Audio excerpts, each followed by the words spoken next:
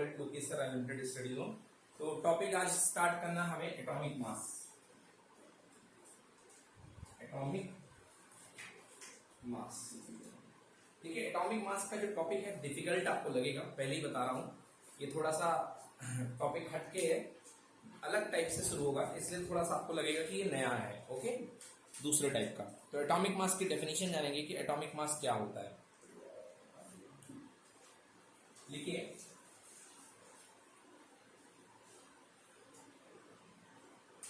Mass of an atom is called atomic mass. किसी भी atom का मास, एक एटम का मास जो होता है वो कितना होता है? Atomic mass. Mass of an atom is called atomic mass. Mass of an atom is called atomic mass. Mass of an atom is called atomic mass, ठीक है। अब एक चीज देखो, जैसे मैं तुमसे कहूं कि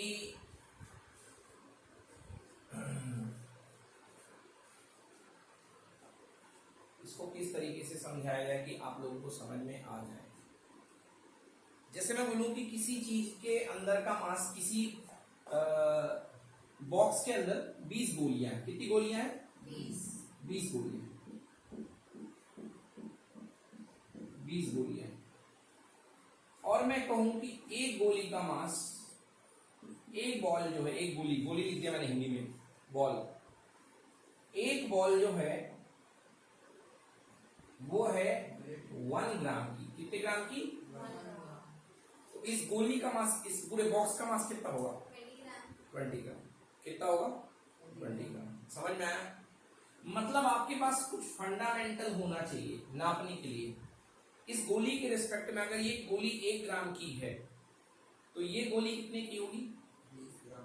20 ग्राम की, क्योंकि इसका जस्ट कितने टाइम्स है? 20 टाइम्स। कितने टाइम्स है? 20 टाइम्स। है कि नहीं है? ओके। तो अगर मेरे पास एक गोली 1 ग्राम की है तो मेरे पास ये 20 गोली का जो पूरा पैकेट है वो कितने ग्राम का है? 20 ग्राम का है। ओके। अब मेरे पास अलग अलग आइटम बच्चों, ये हाइड्रोजन का आइटम है, इससे बड़ा मेरे पास सोडियम का आइटम है, इससे बड़ा मेरे पास पोटेशियम का आइटम है। ये मेरे पास अलग अलग आइटम है, ये मेरे पास अलग अलग आइटम है। हम ये देखते हैं कि इनका मास कितना है, तो हमें एक फंडामेंटल, हमें एक रेफरेंस मास चाहिए है जिसके रिस्पेक्ट में हम इन सबका मास काउंट कर सकें। सबसे छोटा मास हमें काउंट करना है जिसके रिस्पेक्ट में हम इसका मास फाइंड कर सके। तो एक चीज सुनो, हाइड्रोजन का जो मास होता है वो होता है 1 AMU। कितना होता है? 1 AMU। AMU मतलब atomic mass unit. Atomic mass unit, समझ में आया? हाइड्रोजन एटम का मास कितना होता है? एटॉमिक 1 AMU है, एटॉमिक मास यूनिट, ठीक है। तो हाइड्रोजन का मास कितना है? 1 AMU। सुनना मेरी बात ध्यान से बेटा, इसका सिंबल होता है 1H1। क्या होता है? 1H1। ये देखो 1 और ये देखो 1 AMU, इसलिए इसका मास कितना है? 1 AMU। सोडियम का एटॉमिक नंबर होता है 11। कितना होता है? 11। और मास नंबर कितना होता है? 23। तो यदि मेरे से कोई बोले सोडियम एटम का मास बताओ तो मैं कितना बोलूंगा? 23 AMU। मतलब समझो, मतलब ये जो है ये हाइड्रोजन का कितने गुना है? 23 गुना। कितने गुना? 23 गुना। मतलब सोडियम के एक पहलवान से लड़ने के लिए हाइड्रोजन के कितने पहलवान लगेंगे?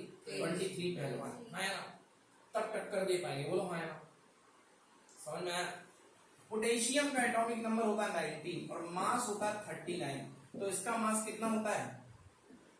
39 AMU। 39 AMU। मतलब ये समझो बच्चों कि जितने भी अपने एटॉमिक नंबर एटम्स हैं, जितने भी हमारे पास केमिस्ट्री में एटम हैं, वो सबके सब एटम हाइड्रोजन के मास के कुछ ना कुछ टाइम्स है। हाँ या ना? है कि नहीं है? इस टाइम्स को हम बोलते हैं इंटीग्रल मल्टीपल। क्या बोलते हैं? Integral multiple. ये जो टाइम्स अब मैंने इस्तेमाल किया कि इसकी कुछ गुना है, 10 गुना, 2 गुना, 11 गुना, 12 गुना, 23 गुना। आपने देखा वो पोटेशियम कितने गुना है? 39 गुना। है कि नहीं है? तो मतलब सबसे छोटी जो मास यूनिट है एटम की वो कौन सी है? 1 AMU। कौन सी है? 1 AMU। हाइड्रोजन से थोड़ा सा बड़ा हीलियम होता है बेटा, है ना। हाइड्रोजन का हीलियम का सिंबल होता है बेटा 2He4, 2He। तो हीलियम का एक एटम का मास कितना होता है? 4 MeV। मतलब ये कितने हाइड्रोजन के बराबर है? 4 हाइड्रोजन के। परंतु ये डेफिनेशन जो है आपके लिए काफी नहीं है। अब अपन एक और डेफिनेशन पढ़ रहे हैं, एक और डेफिनेशन हम पढ़ रहे हैं, ठीक है। आइए देखते हैं। देखो भाई साहब, हीलियम का एटॉमिक नंबर तो 1 है ना?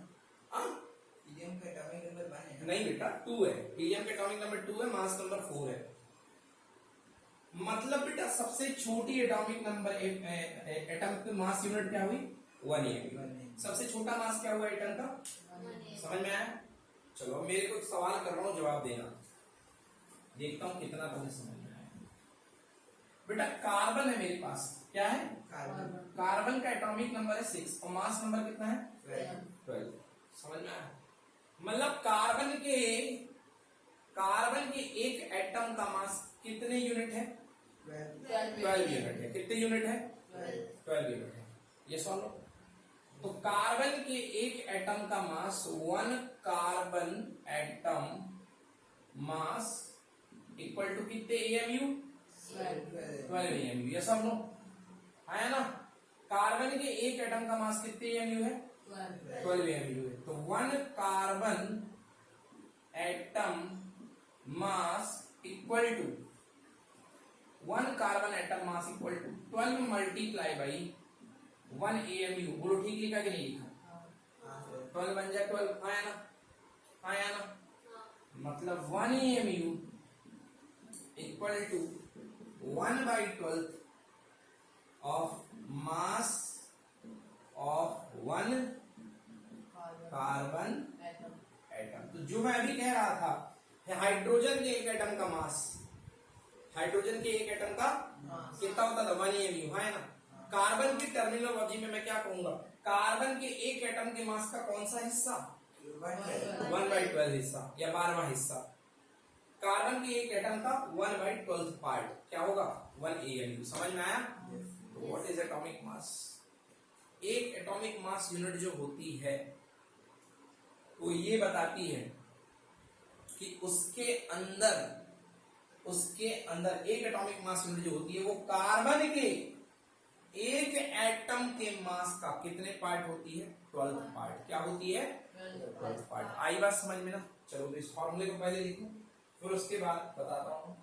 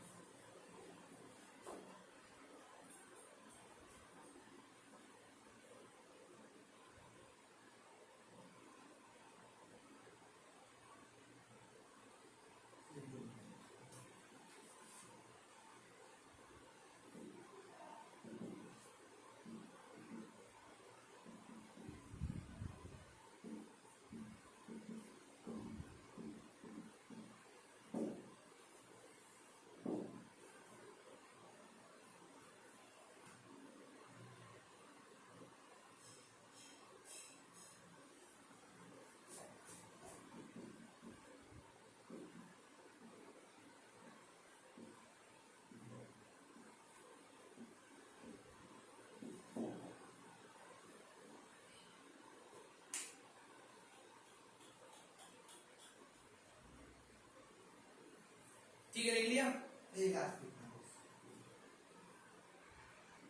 यस। सो देखो एक कार्बन एटम का मास कितना होता है? 1 AMU। So 1 carbon atom equal to 12 multiply by 1 AMU।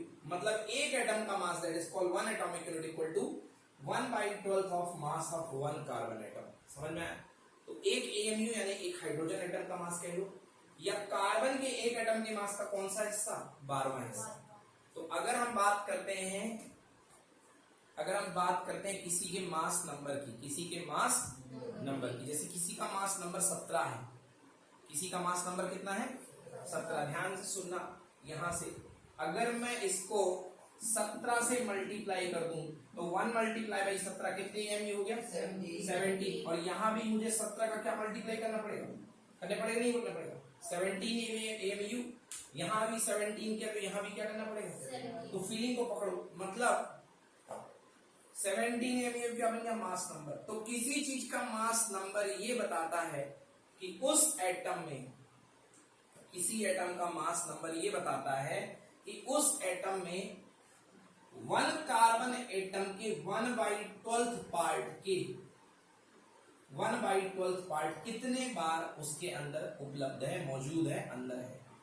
अगर 1/12 मास ऑफ 1 कार्बन एटम 17 टाइम्स है तो इसका मास नंबर कितना होगा 17। अगर 20 टाइम्स है तो मास नंबर क्या होगा 20। क्यों? अरे भैया क्योंकि ये 1 EMU ही तो है, हाँ या ना। और अगर 1 EMU 17 टाइप है, 17 टाइम्स है, तो आंसर क्या बन गया 17 EMU। समझ में आया? तो मतलब mass number equal to total atomic mass कितना है, बोलो यस और no. Total atomic mass divided by वही 20 गोली का मास 20 ग्राम था और एक गोली का मास कितना था 1 ग्राम। यस और नो? एक गोली का मास कितना था 1 ग्राम। तो अपनी जो सबसे छोटी फंडामेंटल यूनिट है वो 1 EMU है, हाँ यस और नो। तो 1 EMU equal to 1/12 of mass of 1 carbon atom और इससे डिवाइड करेंगे किसको, atomic mass of the given atom. समझ में आया? जब इससे डिवाइड करोगी तो यही तो पता चलेगा कि इसके अंदर ये वाले कितने भरे हुए हैं, हाँ या ना। इसके अंदर ये वाले कितने भरे हुए हैं, यस और नो। और जितने टाइम्स ये भरे हुए होंगे वही तो क्या होगा मास नंबर। क्या होगा मास नंबर। तो मास नंबर क्या बताता है, किसी भी एटम का मास नंबर ये बताता है कि उस गिवन एटम के अंदर 1/12 पार्ट ऑफ कार्बन एटम कितने मौजूद है। 1/12 पार्ट ऑफ कार्बन एटम कितने मौजूद है। ओके, सो डेफिनेशन लिखिए।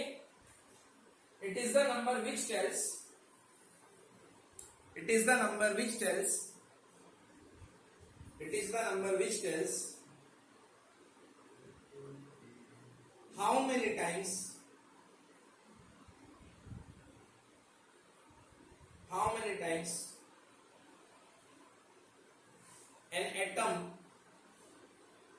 an atom of an element is heavier than, how many times an atom, how many times an atom of an element is heavier than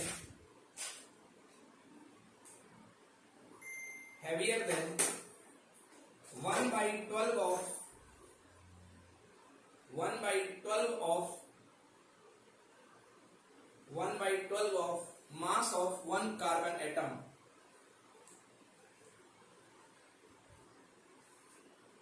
heavier than 1/12 of mass of 1 carbon atom.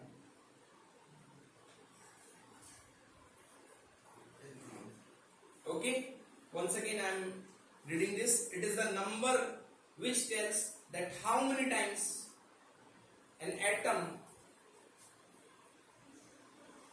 of an element is heavier than 1/12 of mass of 1 carbon atom.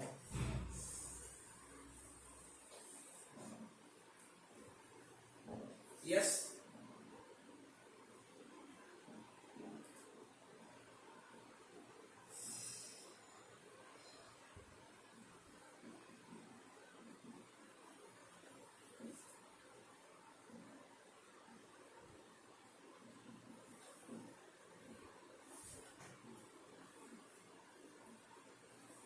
yes, देखिए example, if mass of an element or you can say mass of an unknown atom, unknown atom, किसी पता नहीं है कौन सा atom है, उसके atom का मास, अगर किसी एटम का मास कार्बन के एक एलिमेंट के 1/12 के मास से, कार्बन के एक एटम के कौन से मास से 1/12 से कितने गुना है, n गुना है। कितने गुना है, मतलब ये जो एटम है, ये जो एटम है एक AMU से, what is this, this is 1 AMU, ये क्या है कितने गुना भारी है, n गुना। कितने गुना भारी है, what is this n, and this n is called mass number, this n is called mass number। तो ये मास नंबर कहलाता है, n कहलाता है मास नंबर। बहुत डिटेल में समझा रहा हूँ बिकॉज डिफिकल्ट टॉपिक है, अच्छी अंडरस्टैंडिंग होनी चाहिए, एक्सप्लेन कर सको, किसी को भी कोई पूछे तो मास नंबर होता क्या है। एक आइडिया कंसेप्ट है, समझ में आया? ये क्या होता है? मास नंबर, इसको मास नंबर कहते हैं। क्लियर हो गया बेटा? इसको ए से भी डिनोट करते हैं, किससे करते हैं बेटा? कैपिटल ए से डिनोट करते हैं। बड़ी क्लासेस में जाएंगे आप तो इसको कैपिटल ए से डिनोट करेंगे। आइए देखते हैं।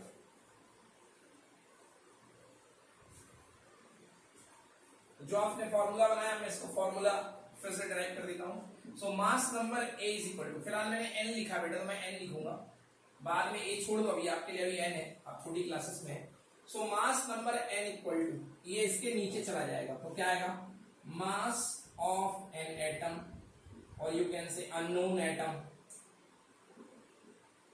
मास of an unknown atom divided by mass of 1/12 of 1 carbon atom. अब तो समझ में आ गया, आया ना? मतलब 1/12 कार्बन एटम के रिस्पेक्ट में कोई कितने टाइम्स भारी है, कोई कितने टाइम्स वही उसका मास नंबर होगा, वही उसका क्या होगा? Mass number. चलो हाँ बेटा, आपके वहां पे एलिमेंट बोला कि मास कितने एलिमेंट मैंने बोले। देखो बेटा, एलिमेंट मैंने बोला है, एलिमेंट भी एटम की फॉर्म में होता है ना, आया ना? अब मैंने एलिमेंट, इसका मतलब ये नहीं कि मैंने पूरा का पूरा गिट्टा मान लिया इतना बड़ा, मैंने एलिमेंट एटम बोल दो उसको, क्या बोल दो? एटम। बुकलेट में भी एलिमेंट लिखा है मगर अपन, मेरा मतलब एटम से है, अपन एक एटम के एलिमेंट की बात कर रहे हैं।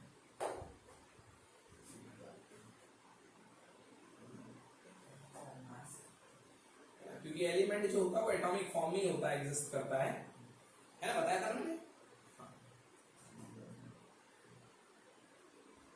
सो mass n equal to, sorry यहाँ पे n थोड़ा दूर लिखूंगा मैं, n equal to mass of an unknown atom divided by 1/12 of mass of 1 carbon atom, 1/12 of 1 carbon atom, ठीक है ना? तो आप देखो, आप हर चीज के मास को किससे डिवाइड कर रहे हो? इससे कर रहे हो कि नहीं कर रहे हो? आप हर चीज के मास को किससे रिलेट कर रहे हो? इससे। जैसे बाजार में शक्कर लेने गए, मम्मी ने बोला 6 किलो शक्कर ले आओ, कितने किलो? तो 6 किलोग्राम शक्कर एक पल्ले पे रखते हो और इसको रिलेट करते हो किससे? 1 किलोग्राम से। किससे रिलेट करते हो? मतलब जो आप रिलेट कर रहे हो किससे? 1 किलोग्राम से। मतलब 1 किलोग्राम से किलोग्राम, तो 6 किलोग्राम देखा जाए तो 6 किलोग्राम वो अमाउंट है जो आपके रेफरेंस अमाउंट का 1 किलोग्राम का कितने गुना? 6 गुना। कितने गुना? एक्चुअली 6 किलोग्राम मतलब जो 1 किलोग्राम का 6 गुना है। 1 किलोग्राम आपका रेफरेंस अमाउंट है, समझ में आया? रेफरेंस जिसके रिस्पेक्ट में आप तौल रहे हो, आया ना? और जिसको तौल रहे हो आपका अननोन अमाउंट है, आया ना? है कि नहीं है? जब तौला आपने तो आपने देखा भैया ये तो मेरे 1 किलोग्राम का कितने टाइम्स है? 6 टाइम्स है। कितने टाइम्स है? 6 टाइम। ऐसे ही तो ये आपका ये क्या था? रेफरेंस वेट था। क्या था ये? ऐसे ही आप किसी भी मास को इसके रिस्पेक्ट में तौलते हो, है ना? इसके रिस्पेक्ट में, तो इसको क्या बोलेंगे? इसको बोलेंगे रेफरेंस एटॉमिक मास। क्या बोलेंगे? Sorry, relative. क्या बोलेंगे? रिलेटिव। ये रेफरेंस भी है और इसी के रिस्पेक्ट में अपन रिलेट कर रहे हैं, तो इसीलिए अपन कार्बन के एक एटम के 1/12 पार्ट को, कार्बन के एक एटम के कितने पार्ट को? 1/12 पार्ट को हम बोलते हैं रिलेटिव एटॉमिक मास। लिखो here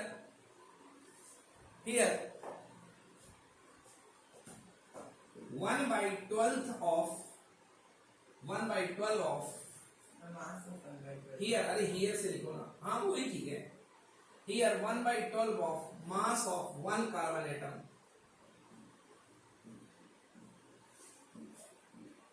is called relative atomic mass. Here 1/12 of mass of 1 carbon atom is called relative atomic mass. Done बच्चों, आ गया समझ में? आ गया? चलिए अब एक बार जल्दी से पीडीएफ रीड कर लीजिए। पीडीएफ में देखिए जो जो लिखा है, एटॉमिक मास की पूरी थ्योरी मैंने बता दी है। अब देख लीजिए आप लोगों को अच्छे से कवर है कि नहीं है। हेलो।